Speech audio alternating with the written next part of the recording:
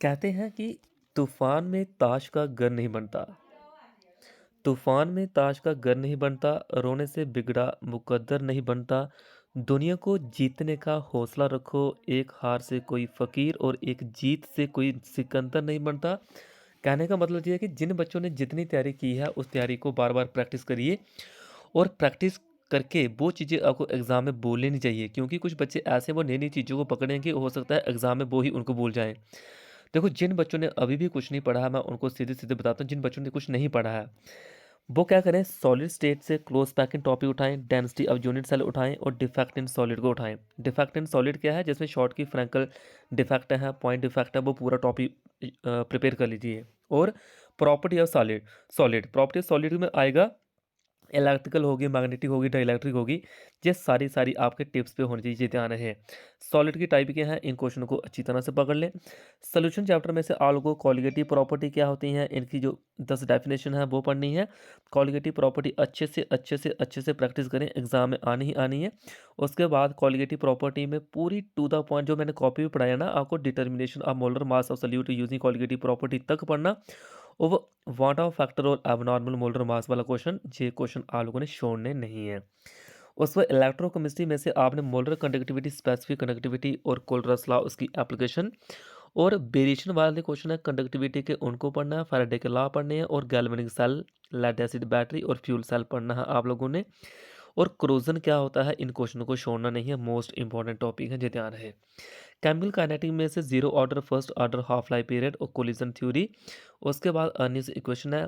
Zero वो molecularity and order of reaction के बीच difference है, जो क्वेश्चन करने हैं। और इसमें छोटे छोटे क्वेश्चन है, rate law, law mass action important है। बाकी इसमें यूनिट है, एक एक मार्क्स के लिए इंपॉर्टेंट है। जीरो ऑर्डर के लिए, फर्स्ट ऑर्डर के लिए अच्छे से पढ़िए।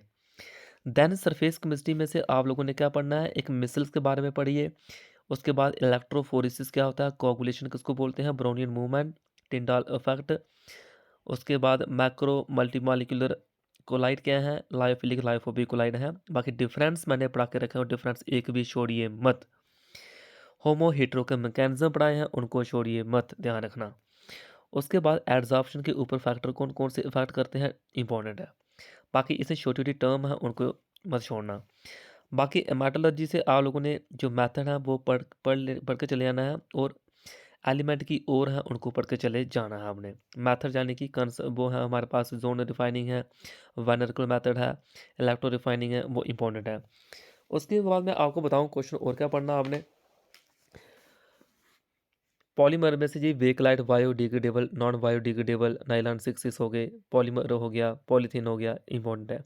बायोमॉलिक्यूल में कार्बोहाइड्रेट के लेटेटिव स्ट्रक्चर मैंने पढ़ा के रखे हैं, सुक्रोज के, लैक्टोज के, माल्टोज के, इंपॉर्टेंट है। ग्लूकोज के। और प्रोटीन में से डीएनए आरएनए जरूर पढ़िएगा, न्यूक्लिक एसिड में से डीएनए आरएनए जरूर पढ़िएगा। और विटामिन की डेफिशिएंसी से कौन सी डिजीज होती है, इनको जरूर पढ़िएगा, इंपॉर्टेंट है क्वेश्चन। प्रोटीन के टॉपिक जरूर पढ़ के जाना। एल्डिहाइड कीटोन कार्बोक्सिली, सबसे पहले कार्बोक्सिलिक एसिड पूरा पढ़िए। उसके बाद एल्डिहाइड कीटोन की प्रिपरेशन और केमिकल प्रॉपर्टी को पढ़िए। पहले कार्बोक्सिलिक एसिड का क्वेश्चन कल एग्जाम में पक्का आएगा।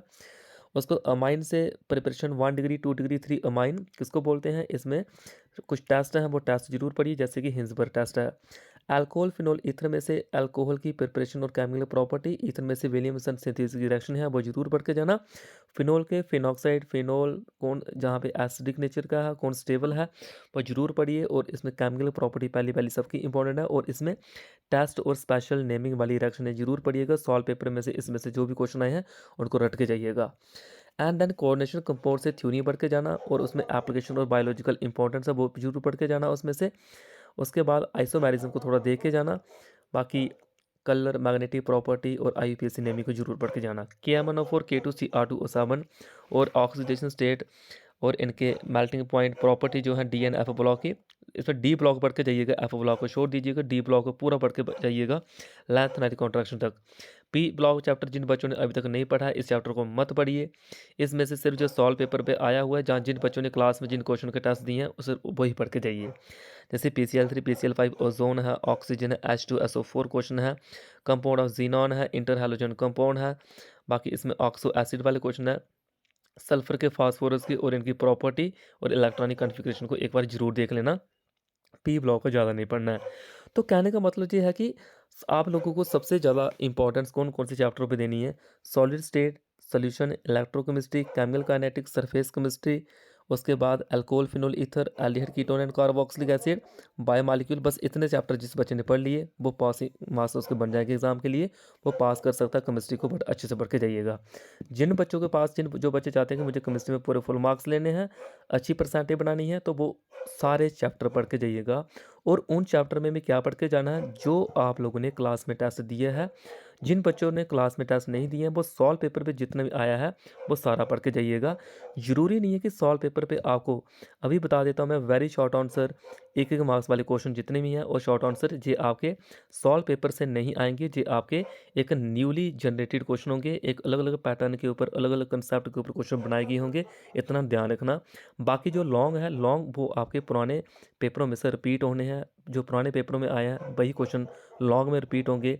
आप उनको देख सकते हो। कोई 5 साल 6 साल पहले के क्वेश्चन सारे पढ़ के जाएंगे। तो इतना अगर आप लोगों ने पढ़ के रखा हुआ है तो केमिस्ट्री आप लोगों की पास है। सबसे आपका डिफिकल्ट एग्ज़ाम कल ही है केमिस्ट्री का, डरे मत। अच्छे से पेपर को परफॉर्म कीजिएगा, बिना डरे एग्ज़ाम में बैठिएगा, ताकि चीज़ें भूलें नहीं आप लोगों को, अच्छे से करिए और जो होगा तो देखा जाएगा। और टेंशन मत लो, एग्ज़ाम अच्छा ही होगा। जिन बच्चों ने नहीं पढ़ा होगा, बस एक गॉड पे बिलीव रखो, एग्ज़ाम आपका अच्छा होगा। जितनी प्रिपरेशन की उसको बार-बार प्रैक्टिस करिए, रात को लेट सोइए। अब जितने भी एग्ज़ाम है, एक रूम बंद कीजिए, कमरा बंद कीजिए, फ़ोन को साइड पे रखिए, फ़ोन का कोई काम नहीं है। अपने नोट सामने रखिए और रफ़ कॉपी रखिए, जितना पढ़ते हो उसको लिख-लिख के प्रिपेयर कीजिए, लिख-लिख के प्रिपेयर कीजिए, लिख-लिख के प्रिपेयर कीजिए। जितने भी मैंने आपको टॉपिक बोले हैं, इनको बार-बार प्रैक्टिस कीजिए। सुबह 3:30 बजे का अलार्म लगा के रखना, 3:30 बजे से लेके सुबह 6 बजे तक अच्छे से पढ़िए, 8 बजे तक अच्छे से पढ़िए, उसके बाद रिवीज़न करिए। सुबह आप लोगों ने 7 बजे से रिवीज़न करना स्टार्ट कर देनी है, 8, 9, 10 बजे तक अच्छी तरह से रिवीज़न करिए, ताकि एग्ज़ाम में भूलें नहीं। जब पेपर देने जाओगे किसी से बात मत कीजिए, जैसे ही एग्ज़ाम से बाहर आओगे तब बात कीजिए, क्योंकि ये आपका एक कंसेप्चुअल पेपर है। अगर आप जाते ही किसी से बातें करती हो तो आपको पेपर भूल भी सकता है। कोशिश कीजिएगा without any questioning, without any किसी को आर्गुमेंट किए हुए, किसी को कुछ बोले हुए, सीधे स्कूल जाइए, अपने दिमाग को शांत रखिए, पूजा पाठ कीजिए और एग्ज़ाम में बैठिए। और आपका एग्ज़ाम अच्छा जाएगा, अच्छा होगा, क्योंकि ये एग्ज़ाम अच्छा हुआ तो बाकी एग्ज़ाम आपके ईज़ी हैं। फिज़िक्स के, कंप्यूटर के, फिज़िकल एजुकेशन, सब सारे ईज़ी एग्ज़ाम है। कल वाला पेपर आप लोगों का थोड़ा-सा टेढ़ा पेपर है। ये आपकी प्रिपरेशन माँगेगा, आपका हार्ड वर्क माँगेगा, तभी तो यहाँ पे एग्ज़ामिनर ने आपको छुट्टियाँ भी कम दी हैं, क्योंकि इन छुट्टियों में किसी भी स्टूडेंट की प्रिपरेशन नहीं हो सकती है। ये छुट्टियाँ सिर्फ़ एक रिवीज़न करने के लिए थी, कि एक बच्चे ने पूरे साल कितनी रिवीज़न की हुई है, कितना पढ़ा हुआ है, कितने टेस्ट दिए हैं, जी वो माँग रहा था।